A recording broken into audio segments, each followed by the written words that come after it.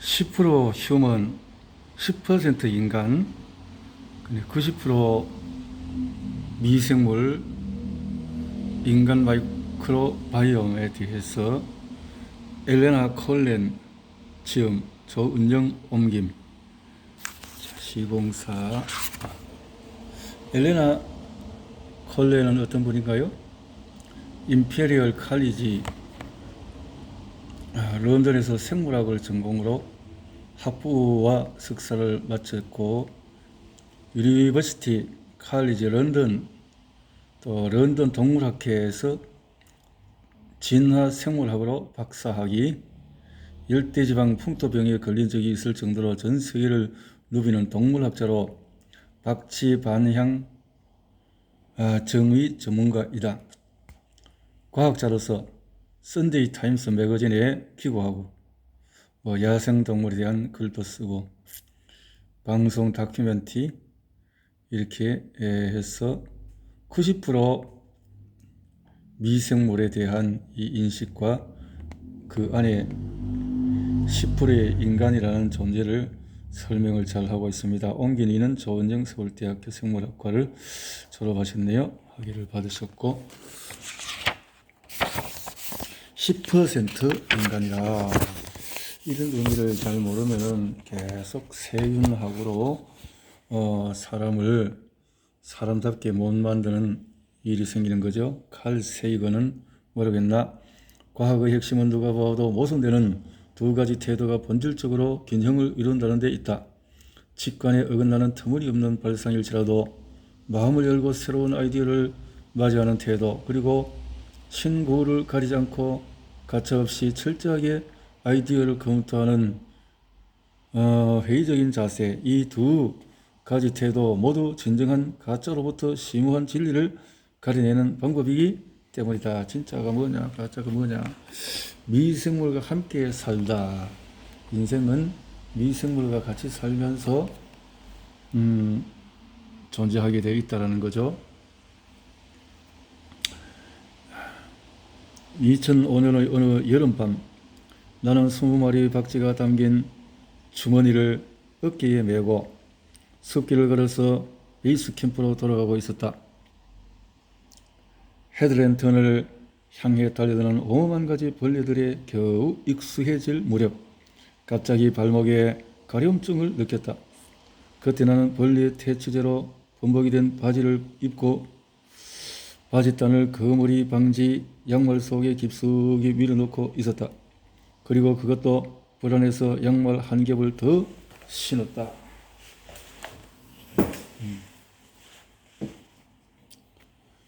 곳곳에 설치한 덫을 일일이 확인해가며 박쥐들을 걷어들이는 동안 내 온몸은 완전히 땀에 젖어버렸다. 또 사정없이 공격하는 모기를 쫓느라고 정신이 없었고, 축축한 열대 우림의 어둠 속에서 진흙투성이 길을 헤매며 언제 호랑이가 덮칠지 모른다는 두려움에 휩싸여 있었다.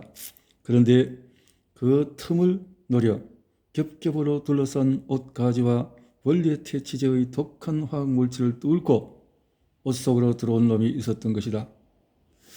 뭔지 모르지만 가려운 놈. 뭔지 모르지만 가려운 놈.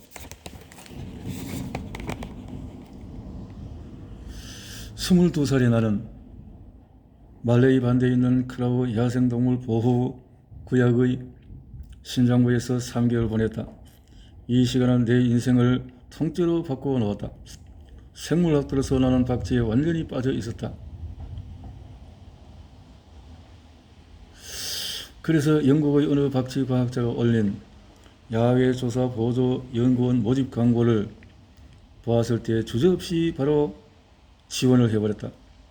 그곳에서 나는 그물 침대에서 쪽잠을 자고 왕도마뱀 천지인 강물에서 몸을 씻으면서도 잎 원숭이와 긴 팔 원숭이, 그리고 엄청나게 다양한 박쥐들과 직접 마주하는 즐거움 덕분에 하루하루가 의미 있게 느껴졌다. 그런데 나중에야 알게 된 사실이 하나 있었다. 밀림 생활은 그저 경험 삼아 한번 해보는 것으로 끝날 수 있는 일이 아니라는 것이다. 강변의 공터에 있는 베이스 캠프로 돌아오자마자 나는 옷을 벗고 몸을 살펴보기 시작했다. 내 옷 속을 파고 든 것은 그 머리가 아니었다. 바로 살인 찐득이었다. 50마리쯤 되는 놈들이 살이 박혀 있거나 다리를 기어 오르고 있었다. 급한 대로 일단 눈에 보이는 놈들 먼저 털어버렸다. 그리고 일을 마무리 지으려고 주머니에서 박쥐들을 꺼내 최대한 빨리 치수를 재고 데이터를 기록한 뒤 놓아 주었다. 그런 뒤 풀려난 박쥐들이 날아다니고 매미 소리가 울려 퍼지는 숲의 칠흑 같은 어둠 속에서 나는 누에 꼬치 모양의 그물 침대 속으로 들어가서 지프를 잠갔다. 그리고 헤드랜턴 불빛 아래 쪽집기를 들고 살 속에 박힌 살인 찐득이를 한 마리씩 모조리 뽑아냈다. 런던에 있는 집으로 돌아오고 몇 개월 뒤에 갑자기 발가락 뼈가 부어올랐다. 살인 찐득이가 옮긴 열대풍토병이 본격적으로 나를 공격하기 시작한 것이다. 몸이 말을 듣지 않았다. 정체 모를 증상이 나타났다가 사라지기를 반복했다. 아무 경고도 없이 순식간에 통증이 밀려오고 무기력한 창난 상태가 지속되었다. 그러다가는 또 아무 일도 없었다는 듯이 멀쩡해졌다. 그럴 때마다 나는 담당 전문의들을 만나서 끝까지 혈액 검사를 하고 일상을 포기한 채 몇 주 몇 달씩 증상이 사라지기만을 기다려야 했다. 그로부터 몇 년이 지나서 마침내 정확한 진단이 내려졌지만은 이미 몸속 깊이 감염된 상태였다. 그리고 황소 때도 고칠 수 있을 만큼 독한 항생제를 장기간 투여한 후에야 비로소 나 자신으로 돌아왔다. 그러나 기대와는 달리 이야기는 여기서 끝나지 않았다. 살인 진드기가 일으킨 병은 고쳐졌지만 그 과정에서 난 마치 화학약품에 푹 절인 한 건의 고기 덩어리가 된 것 같았다. 항생제는 분명히 마법 같은 효력을 나타냈다. 하지만 항생제 치료 후에 나는 치료 전 못지 않은 다양하고 새로운 증상에 시달리기 시작했다. 피부가 극도로 예민해지고 수시로 장에 탈이 났으며 유행하는 감염은 꼭 한 번씩 앓고 지나간다. 이쯤 되니 슬슬 의심이 들었다. 감염을 치료하기 위해서 사용한 항생제 때문에 살인 진드기가 몰고 온 나쁜 균은 물론 원래 내 몸속에 살던 착한 균까지도 모두 사라진 건 아닐까? 내 몸이 미생물로 살기 어려운 정도로 착박해진 모양이다. 비로소 나는 깨달았다. 얼마 전까지만 해도 내 몸을 자기 집처럼 여기던 100조 마리의 착한 꼬마 생물체들이 나에게 얼마나 소중한 존재였는지를. 우리는 겨우 10% 인간일 뿐이다. 우리 몸에는 우리가 내 몸뚱이라고 부르는 인체의 세포 하나당 9개의 사기꾼 세포가 무임승차하고 있다.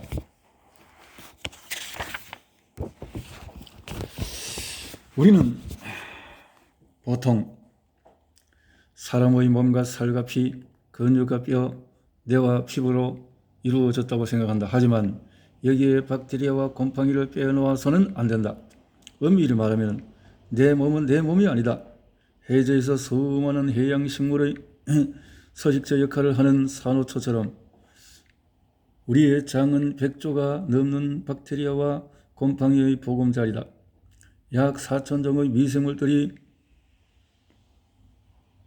1.5m짜리 대장 안에 장벽에 주름을 편안히 더블 베드로 삼아 삶의 터전을 일구어 놓았다. 아마 우리는 평생 아프리카 코끼리 5마리의 몸무게에 해당하는 미생물의 숙주 노릇을 하게 될 것이다. 뿐만 아니라 피부에도 눈에 보이지 않는 미생물들이 득실거린다. 손톱 밑에는 대형 제국의 전체 인구보다도 더 많은 미생물들이 보이지 않게 숨어 있을 것이다. 생각만 해도 역겹지 않은가? 진화의 정점에 서 있는 인간은 이렇게 미생물의 식민지로 전락하기에는 교양이 넘치고 지나치게 깨끗하다. 우리의 먼 조상들은 숲을 떠나오며 털과 꼬리를 떨쳐버렸던 것처럼 미생물도 함께 버리고 왔어야 했다. 위대한 현대 의학은 인체에서 미생물을 몰아내어 인간이 청결한 환경에서 건강하고 독립적으로 살게 해주지는 못한다는 말인가? 인간의 몸에 미생물이 살고 있다는 사실이 처음으로 밝혀진 순간부터 지금까지 인간은 미생물한테 무심했다. 산호초나 열대의 우림처럼 이들을 소중히 여기거나 보호하기는커녕 별다른 해를 끼치지 않는다는 이유로 그저 내버려 두었을 뿐이다. 진화 생물학자로서 나는 생물체의 회복적인 구조나 본능적인 행동 속에 어떤 진화적인 의도가 숨어 있으며 해당 생물체에 어떤 이로움을 주는지 찾아내려는 버릇이 있다. 해로운 형질이나 이롭지 못한 상호작용이라면 생물체가 이에 직접 맞서 싸우거나 아니면 진화의 시간 속에서 도태되어 사라진다. 이러한 관점에서 우리 몸속의 100조 마리의 미생물을 보자. 만일 이들이 처음부터 파티의 빈손으로 찾아왔다면 마치 귀향이라도 한뜻 감히 인간의 몸매에 뿌리를 내리고 살 수 있었을까? 인체의 면역계는 병원균과 싸워서 감염을 제거해주는 역할을 한다. 그렇다면 면역계는 어째서 이들 미생물의 침입을 눈감아 주었을까? 장기적인 항생제 투여로 시작된 감염과의 전쟁에서 내 몸속의 침입자들을 좋은 놈, 나쁜 놈 가릴 것 없이 모두 엄청난 화학 폭격에 희생되었다. 나는 이 전쟁이 나에게 가져온 예상치 못한 피해를 밝혀내고 싶었다. 다행히 참 시기적절할 때에 이러한 의문들을 가지게 된 것 같아. 과거에는 체내에 서식하는 미생물을 연구할 때 주로 패트리 접시에 배양하는 방법을 사용했다. 하지만 이 방법으로는 원하는 답을 얻어내는 데 한계가 있었다. 체내에 서식하는 미생물은 대부분 장속 깊은 곳, 산소가 없는 환경에 적응한 생물체라 산소에 노출되면 죽어버리기 때문이다. 따라서 체내에 서식하는 박테리아를 체외에서 키우는 것은 더구나 그걸로 실험을 한다는 것은 그 이상 힘든 일이었다. 하지만 마침내 과학기술이 우리의 궁금증을 해결해 줄 수 있는 수준에 도달했다. 인간의 모든 유전자를 해독해낸 획기적인 인간 게놈 프로젝트에 뒤이어 과학자들은 만량의 DNA 염기 서열을 저렴한 비용으로 밝혀낼 수 있게 되었다. 심지어 대변을 통해서 체외로 배출된 죽은 미생물조차도 그 안에 고스란히 남아있는 DNA를 분석함으로써 식별할 수 있게 되었다. 지금까지 우리는 몸속의 미생물들이 별것이 아니라고 했지만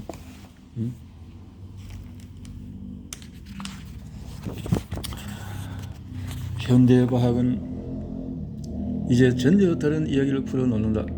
인간의 삶이 히치하이커들과 어떻게 서로 얽혀 있으며 이들이 인간의 몸을 어떤 식으로 움직이고 결과적으로 인간의 건강에 얼마나 큰 영향을 미치는지 말이다.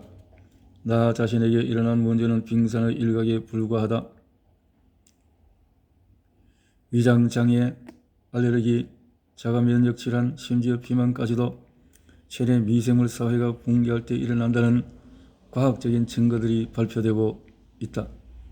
미생물의 안녕은 신체 건강뿐만 아니라 불안장애나 강박장애, 우울증 또는 자폐증 같은 정신건강에까지 영향을 미친다. 현대인이 삶의 일부로 받아들인 많은 질병은 사실 유전자 결함이나 신체적 결점 때문에 걸리는 게 아니다. 그보다는 인간 세포의 확장으로서 인류와 오랜 시간 공생해온 존재를 소중히 여기지 않았기 때문에 새롭게 나타난 질환이다. 그 존재는 바로 우리 미생물이다. 나는 살인진드기 감염을 치료하는 과정에서 사용된 항생제가 내 몸속의 미생물을 어떻게 파괴했는지 알고 싶어서 공부를 시작했다. 해를 입은 미생물 무리가 어떻게 나를 병들게 했는지, 그리고 어떻게 하면은 8년 전에 살인진드기에 물렸던 그날 밤으로 돌아가서 원래 미생물들이 일구어 놓은 조화로운 균형을 되찾을 수 있을지 알고 싶었다. 그래서 나는 자기 발견의 궁극적인 단계, 즉 게놈의 DNA 염기 서열을 밝혀보기로 했다. 그런데 분석 대상은 나 자신의 게놈이 아닌 내 몸 안에 살고 있는 미생물들의 게놈, 다시 말해서 미생물군 유전체였다. 미생물군 유전체 염기 서열 분석을 통해서 현재 내 몸속의 박테리아의 상태를 알게 되면 그것을 바탕으로 새롭게 시작할 수 있을 거라는 확신이 들었다. 그래서 나는 DNA 염기 서열 분석을 의뢰하기 위해서 아메리카 장 프로젝트에 지원했다. 아메리카 장 프로젝트는 콜로라도 주립대학교의 롬라이트 교수 연구실에서 시작한 시민 참여 과학 프로그램이다.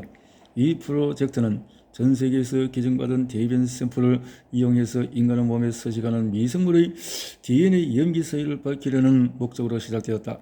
이를 통해 인체에 어떤 미생물이 살고 있으며 이들이 인간의 건강에 얼마나 큰 영향력을 발휘하는지 알 수 있다. 나는 프로젝트에 등록하고 대변 소변을 보냈다.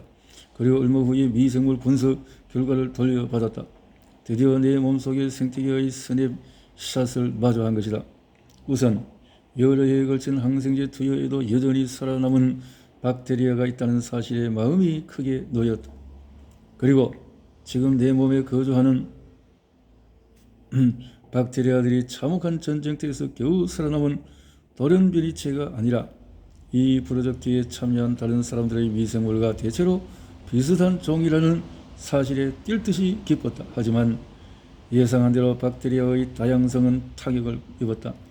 내 박테리아들은 미생물 분류 체계의 가장 높은 수준에서 양당 체제를 이루고 있었다.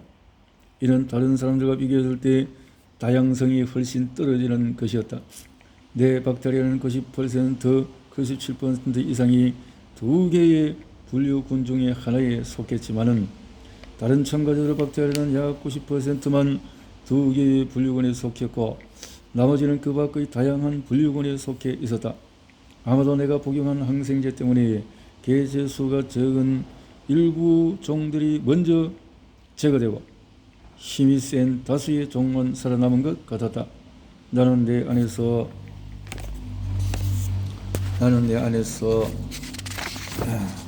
흔적도 없이 사라진 박테리아들이 내 건강과 어떤 관계에 있는 놈들이었는지 매우 궁금했다.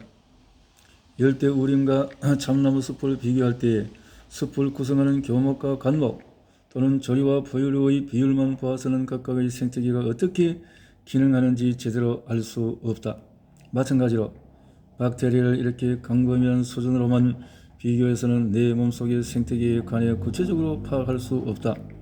그렇다면 이번에는 앞에서와 반대로 미생물 분류 체계의 반대쪽 끝에 있는 속과 종을 살펴보아야 한다. 현재 남아있는 박테리아는 항생제 전투 내 장벽에 둘러붙어 있던 놈일 수도 있고 아니면 전쟁 이후에 복귀한 놈일 수도 있다. 하지만 어느 쪽이든 상관없이 일단 이놈들의 정체를 구체적으로 밝혀야 내 몸 상태를 제대로 파악할 수 있을 것이다. 어쩌면 착한 박테리아가 화학전에 희생되어 사라지는 바람에 고삐가 풀려버린 나쁜 박테리아가 기생을 부리는 것인지도 모르기 때문이다. 나 자신과 내 미생물에 대한 공부를 시작하기에 앞서 나는 배운 것은 바로 실천에 옮기겠다고 결심했다. 그들과 다시 친해지고 싶었다. 내 몸의 세포가 조화롭게 살아갈 미생물 군단을 되찾으려면 예전과는 다르게 살아야 한다는 사실을 깨달았다. 나는 모르게 내 몸속의 미생물 세계에 끼친 피해 때문에 현재의 증상들이 나타나는 거라면 손상된 부분을 고치고 복구하여 이 괴로운 알레르기와 피부 트러블 그리고 끊임없는 감염의 고통에서 벗어나고 싶었다. 무엇보다도 내 노력은 내 자신만을 위한 것은 아니었다. 가까운 미래에 나에게 찾아올 내 아이들을 위한 것이기도 했다. 아이들에게 내가 가진 절반의 유전자와 함께 몸 안의 미생물까지 같이 물려줘야 한다면 이왕이면 그럴 만한 가치가 있는 걸 지니고 싶었다. 나는 일상생활에서 미생물을 우선순위에 놓기로 했다. 매일 먹는 식단을 미생물의 필요에 맞춰 바꿨다. 이런 생활방식의 변화가 효과를 보이면 다시 한번 대변 샘플을 보내어 DNA 염기 서열 분석을 할 계획을 세웠다. 미생물에 다시 돌아와 내 몸 안에서 다양성과 균형을 되찾기를 바랬다. 그리고 무엇보다도 그들에 대한 내 투자가 건강하고 행복한 삶이라는 성과를 얻을 수 있기를 간절히 소망할 뿐이었다. 자, 이런 발견, 문제점, 피부 트러블 이런 속에서 연구가 더욱 깊이 집중이 되어졌다라는 것을 보게 되네요. 그래서 이 책이 나머지 90% 정상의 탈을 쓴 21세기 질병은 모든 병은 장에서 뇌에 손을 뻗는다. 이기적인 미생물, 세균과의 전쟁, 먹는 대로 간다. 엄마가 주는 선물, 제자리로 되돌리기, 21세기에도 건강하게. 그러니까 어머니를 통해서 내려오는 자연 분만을 통해서 건강한 아이가 태어나게 되는데 요즘은 그렇지 못한 일들이 많아서 문제가 많기도 하겠죠. 자, 머리말로 나머지 90% 미생물에 대해서 인간 게놈의 첫 번째 초안이 발표되기 몇 주 전인 2000년 5월 뉴욕 콜드 스프링 하버 연구소 내의 술집에서 과학자들이 노트북 한 대를 둘러싼 채 시끌벅적 떠들고 있었다. 그것은 인간 게놈 프로젝트의 다음 단계를 앞두고 흥분이 고조되고 있었다. 프로젝트의 다음 단계는 이제 막 밝혀진 인간 게놈의 전체 DNA 염기 서열을 기능에 따라서 분류하고 유전자를 식별하는 과정이었다. 노트북에는 한 가지 흥미로운 문제에 대한 내기 정보가 들어있었는데 네로라 하는 최고의 전문가들이 세계가 주목하는 이 내기에 도전했다. 과연 인간의 유전자는 몇 개인가? 선임 연구원 리 로레는 맥주잔을 입에 대고 생각에 잠겼다. 로베는 염색지 14, 15번 해독팀을 이끌고 있었다. 유전자는 생명체를 만드는 데 필요한 건축 자재인 단백질을 암호화한다. 그렇다면 인간이 이라는 생물체가 지닌 고도의 복잡성을 볼 때 인간은 아마도 아주 많은 수의 유전자를 가지고 있을 거라고 쉽게 짐작할 수 있다. 쥐는 2만 3천 개의 유전자를 가지고 있다. 인간은 아마 쥐보다 더 많은 유전자를 가지고 있을 것이다. 2만 6천 개의 유전자를 가진 밀보다도 많을 것이다. 그리고 발생생물학자들이 실험용으로 애용하는 예쁜 꼬마 선충의 2만 500개 유전자에 비해서도 비교할 수 없을 만큼 많은 유전자를 보유할 것이다. 평균 5만 5천 개, 최대 15만 개까지 다양한 추측과 예측이 난무한 가운데 로벤의 감은 좀 더 낮은 숫자에 머물렀다. 그녀는 처음에는 4만 1440개 그리고 1년 후에는 좀 더 낮춰 2만 5947개의 승부수를 걸었다. 그 후로부터 3년 뒤인 2003년에 마침내 염기 서열 분석이 마무리 단계에 들어서게 서고 모두가 기다렸던 인간 게놈의 유전자 수가 밝혀졌을 때 상금은 로웬의 손에 쥐어졌다. 로웬이 내기에 건 숫자는 총 166개의 배팅 중에서 가장 낮았다. 하지만 실제 밝혀진 유전자 수는 로웬을 비롯한 어떤 과학자도 예측한 것보다도 더 낮았다. 제2의 게놈을 만나다. 인간의 게놈에는 2만 1000개가 조금 못되는 유전자가 있었다. 이는 기껏해야 예쁜 꼬마 선충의 게놈 크기에 불과하다. 식물은 배에 비하면 절반 정도 수준이고 작은 물벼룩조차도 3만 1000개로 인간을 한참 앞선다. 하지만 이 생물체들은 말을 할 수 없고 창조적인 능력도 없으며 지적인 사고와도 거리가 먼 존재들이다. 과학자 대부분이 높은 숫자에 돈을 걸었던 것처럼 대부분의 사람들이 아마 인간이라면 풀이나 기생충, 물벼룩보다는 훨씬 많은 유전자를 가져야 한다고 생각했을 것이다. 유전자는 결국 우리 몸을 구성하는 단백질 생산에 필요한 정보다. 그런데 인체와 같이 복잡하고 섬세한 작품을 만드는 데 필요한 단백질과 유전자라면 적어도 벌레보다는 그 수가 많아야 하지 않을까? 그런데 인간의 몸이 2만 1000개의 유전자만으로 움직이는 것은 아니라는 점에 주목해야 한다. 우리는 혼자 사는 존재가 아니다. 우리는 각자는 우리 모두의 슈퍼 생물체, 다시 말해서 여러 종이 모여 있는 하나의 집합체이다. 이들은 서로 함께 협력해가며 모두의 생존을 책임지는 이유를 관리하고 운영한다. 인간의 세포는 미생물보다도 무게나 부피는 훨씬 클지 몰라도 개수로 따지면 몸 안에 서식하는 미생물의 10분의 1밖에 안 된다. 미생물 총이라고 불리는 100조 마리의 체내 미생물은 대부분이 박테리아로 구성되어 있다. 박테리아는 보통 세균이라고 부르며 겨우 하나의 세포로 이루어진 아주 작은 생물체다. 미생물총은 박테리아 말고도 바이러스, 곰팡이 같은 견류 원시 세균을 포함한다. 이 종의 바이러스는 너무 작고 구조가 단순해서 차마 생명체라고 부를 수 없다. 이들은 전적으로 다른 생명체가 지닌 세포에 의지해 자신을 복제한다. 우리 몸에 사는 견류는 보통 이스트인데 박테리아보다 훨씬 복잡하지만 그래도 여전히 작고 단세포로 이루어진 생물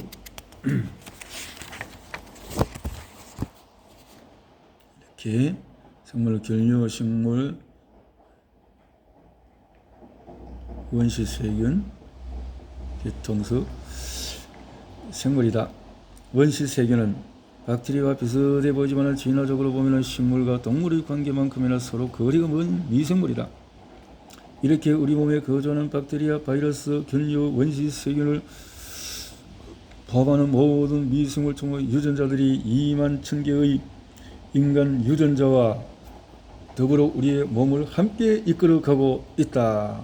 모두 합치면 인체에 서식하는 미생물 총은 총 440만 개의 유전자를 가진다. 그러니까 이 2만이라고만 볼 것이 아니라 440만 개의 유전자라는 것을 다 봐야 되기 때문에 이 유전자 치유, 유전자를 통한 어떤 건강을 챙긴다라는 것 자체, 유전자 연기 서열을 통해서 치료한다는 것 자체가 엉터리가 될 수 있다라는 거죠.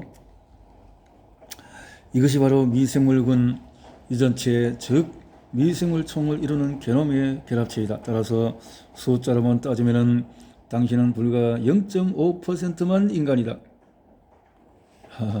1%도 안 되네요. 숫자로 따지면은 인간 게놈이 유전자의 개수뿐만 아니라 유전자가 만들어내는 단백질의 다양한 조합을 통해서 인체의 복잡성을 창조해낸다는 사실은 잘 알려져 있다. 또한 인간과 동물의 게놈은 단순히 체내에서 생산하는 단백질을 암호화하는 수준 이상의 기능을 수행하고 있다. 그런데 여기에 체내 미생물이 가진 유전자가 더해져서 복잡성이 배로 늘어난다. 이 단순한 생물체가 인간에게 제공하는 서비스는 손쉽게 지원되면서도 빨리 진화하는 특징이 있다. 최근까지 체내 미생물에 대한 연구는 배지가 담긴 패트리 접시 위에서 배양할 수 있는 경우에만 가능했다. 이것은 꽤 어려운 작업이다. 패트리 접시 속에 담긴 젤 형태의 배지는 미생물이 자랄 수 있는 생육 환경을 재현하기 위해 보통 혈액이나 골수 혹은 당분으로 만들어지는데 장내에 서식하는 미생물 대부분은 산소에 노출되면 죽어버리기 때문이다. 이 미생물들은 산소를 견디어낼 수 있도록 진화하지 않은 것이다.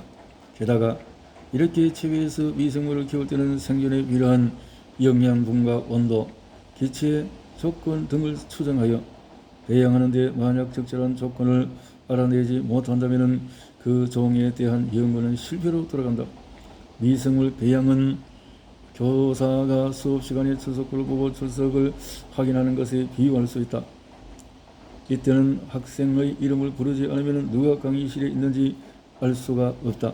하지만 오늘날의 DNA 연기 서열 분석은 신원을 하기 위해 상대에게 신분증을 요청하는 것과 같다. 따라서 때로는 예상하지 않은 사람을 마주칠 수도 있다. 또한 이 기술은 인간 게놈 프로젝트 이후에 빠르게 발전하여 현재는 훨씬 빠르고 저렴하게 정보를 제공한다. 인간 게놈 프로젝트가 종결되면서 전 세계적으로 기대가 높아졌다. 인간 게놈은 신이 창조한 가장 위대한 작품인 인체의 신비를 밝히는 열쇠이자 질병의 비밀을 담고 있는 성스러운 도서관이라는 인식이 널려 있었다라는 건데요. 풀렸다. 2000년 6월 27억 달러의 예산 아래 집행된 이 프로젝트의 첫 번째 차원이 완성되었을 때의 당시 미국 대통령이었던 빌 클린턴은 이렇게 선언했다. 이제 우리는 신이 생명을 만들어낸 창조의 언어를 배우게 되었습니다. 인체는 신이 내린 가장 신성하고도 성스러운 선물입니다. 우리는 인체의 복잡성과 아름다움 그리고 경이로움에 더할 나위 없는 경례와 찬사를 보냅니다. 누구에게도 알려지지 않았던 이 근본적인 지식을 이용하여 인류는 곧 엄청난 질병 치유의 힘을 가지게 될 것입니다. 게놈과학은 우리 모두의 삶 그리고 우리 아이들의 삶에 실질적인 영향을 미칠 것입니다. 질병의 진단과 예방, 치료 과정의 혁명이 일어날 것입니다. 라고 했죠. 하지만 이후 몇 년간 세계 과학 저널리스트들은 인간 게놈 프로젝트를 통해서 밝혀진 전체 DNA 염기 서열 정보가 실제로 의학 발전에 이바지한 수준에 대해서 실망감을 나타냈다. 인체 설명서의 해독을 통해 몇몇 중요한 질병을 치료하는 데 반박할 수 없는 큰 변혁이 일어난 것은 사실이다. 하지만 보다 일반적인 질병의 원인에 대해서는 기대한 만큼 밝혀내지 못했다. 특정한 질병을 앓고 있는 사람들끼리 공유하는 유전적인 변이가 직접 병과 연관되는 경우는 예상외로 많지 않았기 때문이다. 낮은 수준으로나마 수십 혹은 수백 개의 유전자 변이와 연관성을 보이는 질병도 있었지만은 특정한 유전자 변이를 가진다고 해서 바로 해당 질병으로 이어지는 경우는 극히 드물었다. 새로운 세기가 도래했지만 인간들은 인간이 가진 2만 1000개의 유전자만으로는 스토리를 제대로 풀어나갈 수 없다는 사실을 알지 못했다. 이 시기에 인간 게놈 프로젝트를 통해서 개발한 DNA 염기 서열 분석 기술을 적용한 또 하나의 중대한 게놈 프로젝트가 발족하였다. 바로 인간 미생물군 유전체 마이크로바이옴 프로젝트이다. 인간 미생물 유전체 프로젝트는 인간의 게놈이 아닌 인간이 지닌 미생물청의 게놈을 분석하여 우리 몸속에 어떤 미생물들이 서식하는지 구체적으로 파악하기 위해 계획된 프로젝트이다. 더 이상 패트리 접시에 매달리지 않아도 된다. 산소가 미생물을 죽이지 않을까 걱정할 필요도 없다. 인간 미생물군 유전체 프로젝트는 1억 7천만 달러의 예산을 들여 5년간 진행된 DNA 염기 서열 분석 프로젝트이다. 이 프로젝트는 인체의 18개 부위에 서식하는 미생물들을 대상으로 진행되었으며 인간 게놈 프로젝트보다도 수천 배 더 많은 DNA 염기 서열을 읽었다. 이 프로젝트는 인체를 구성하는 인간과 미생물의 유전자를 동시에 점검하는 포괄적인 종합적인 연구이다. 2012년에 인간 미생물군 유전체 프로젝트의 제1단계 결과가 발표되었을 때는 단 한 명의 세계 지도자도 승리의 축배를 들지 않았다. 언론에서도 겨우 몇몇 신문사에서 특집 뉴스로 잠깐 다뤘을 뿐 큰 관심을 얻지 못했다. 그러나 인간 미생물류 전체 프로젝트는 앞으로 우리 자신의 게놈이 알려준 것 이상으로 인간에 대한 풍부한 정보를 제공할 것이다. 이렇게 헬레나 콜렌 박사께서 자신의 어떤 큰 경험을 통해서 이 분야에 깊이 파고들어 정리가 되어졌네요. 이렇게 미생물과 한 팀이 됐다는데, 미생물과 한 팀을 이루다 생명이 시작된 이래로 생물체는 서로를 이용해왔다. 특히 미생물은 지구의 가장 척박한 장소에서도 매우 효과적으로 생명을 유지할 수 있다는 것을 증명해 왔다. 현명을 통해서나 볼 수 있는 미세한 미생물에게 특히 인간과 같은 대형 척추 동물의 몸은 단순한 서식지에 머물지 않는다. 그것은 세계이자 생태계이고 기회의 땅이다. 지구가 자전하면서 온갖 다양하고 역동적인 모습을 보여주는 것처럼 인체 역시 호르몬의 밀물과 썰물이 화학적인 기후를 형성하고 또 시간이 흐르면서 복잡하게 달라지는 지형을 형성해 간다. 미생물에게 이곳은 에덴 동산이다. 인류는 아마도 인간이기 이전부터 미생물과 나란히 진화해 왔을 것이다. 심지어 우리 조상이 포유류라고 불리우기도 전에 이 공생은 시작되었을 것이다. 초파리부터 고래까지 모든 동물의 몸은 미생물에게 또 다른 차원의 세계를 의미한다. 이 작은 생명체의 숙주 노릇을 하다 보면 어느 날 갑자기 공생관계를 배신하고 병원균으로 돌변하여 치명적인 손상을 입히는 위험 분자들이 나타날 수가 있다. 하지만 미생물을 몸 안에 두는 이런 위험을 감내하고서라도 유지해야 할 만큼 엄청난 수익과 혜택이 보장되는 비즈니스이다. 하와이 짧은 꼬리 오징어는 픽사 애니메이션에 나오는 주인공같이 늘이 크고 색깔이 화려한 종이다. 이 오징어는 생명의 위협을 줄이기 위해서 박테리아 한 종에게 특별히 배 밑면의 일부를 넣어주고 살게 했다. 알리비브리오 피셔리라는 이 종은 먹이를 빛 에너지로 전환하는 능력이 있는 발광 박테리아이다. 이 박테리아 때문에 바다 밑에서 보면 마치 오징어가 빛을 발하는 것처럼 보인다.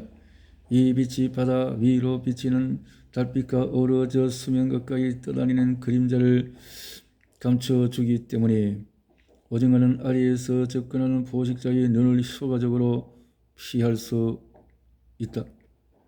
박테리아는 오징어의 몸에 공짜로 사는 대신에 지배 보안 시스템을 장착시켜 준 것이다.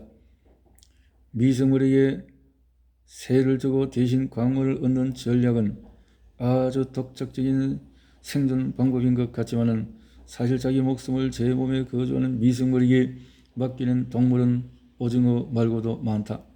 살아남기 위한 전략은 여러 가지이며 방법도 다양한데 특히 미생물과 공조체제를 이루는 것은 12억 년 전 처음으로 다세포 생명체가 진화한 이래로 진화 게임의 원동력이 되어왔다. 당연히 세포수가 많은 생물일수록 더 많은 미생물을 거느릴 수 있다. 실제로 소처럼 덩치가 큰 동물은 박테리아에게 호의적인 것으로 잘 알려졌다.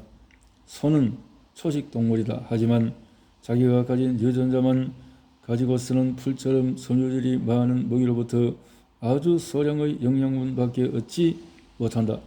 또 풀을 소화하려면 세포벽을 이루는 질긴 분자들을 끌어낼 수 있는 특별한 효소가 필요하다. 그런데 소가 진화를 통해서 이 효소의 유전자를 얻으려면 얼마나 오랜 시간을 기다려야 할지 모른다. 진화는 세대를 거듭할 때 무작위적으로 일어나는 돌연변이에 의존하는 과정인데 언제 우연히 세포벽을 분해하는 효소로 이어지는 유전자 돌연변이가 생길지 알 수 없기 때문이다. 따라서 풀에서 양분을 조절하는 능력을 갖추는 가장 빠른 방법은 풀에서 그것을 효소로 해서 만들어서 분리한다. 아니면 외부 전문가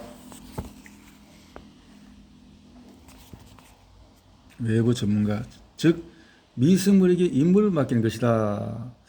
소의 위장을 구성하는 4개의 방에는 1조 마리나 되는 식물성 섬유질 분리의 미생물이 살고 있다.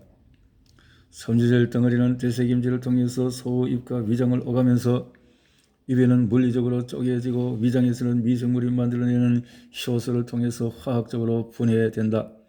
미생물에게 이런 유전자를 얻는 일점은 쉽고도 빠른 일이다. 왜냐하면 미생물의 한 세대가 돌아오는 시간, 즉 돌연변이와 진화가 일어날 기회가 돌아오는 시간이 대체로 하루보다도 짧기 때문이다. 만일 소와 하와이 짧은 꼬리 오징어가 이 미생물과의 팀워크를 통해서 이득을 얻을 수 있다면 우리 인간 역시 그럴 수 있지 않을까? 인간은 풀을 먹고 살지도 않고 위장이 4개도 아니다. 하지만 인간은 나름의 고유한 특성이 있다. 인간의 위는 작고 구조도 단순하다. 그저 식도를 통해서 내려온 음식물을 몇 가지 효소와 섞어주고 약간의 위산을 뿌려서 원치 않는 손님을 처리하는 게 전부다. 하지만 위를 지나 소장으로 가면은 음식물이 다양한 효소 활동으로 분해된 뒤 육모를 통해서 혈관으로 흡수된다.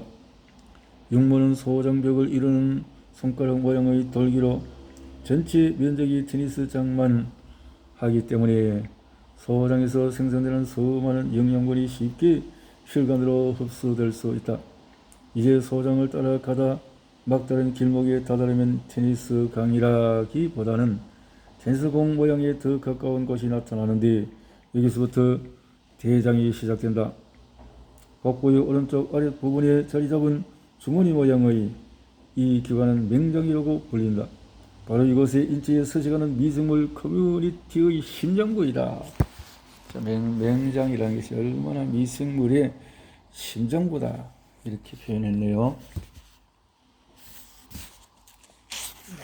이런 귀한 맹장을, 이런 미생물군에 대한 내용들을 모르는 사람들이 함부로 마구마구 절단하고 잘라내고 그렇게 해서 이 인간이 얼마나 힘들게 살아가는지 그것을 알 수 있게 되어지는 것 같습니다.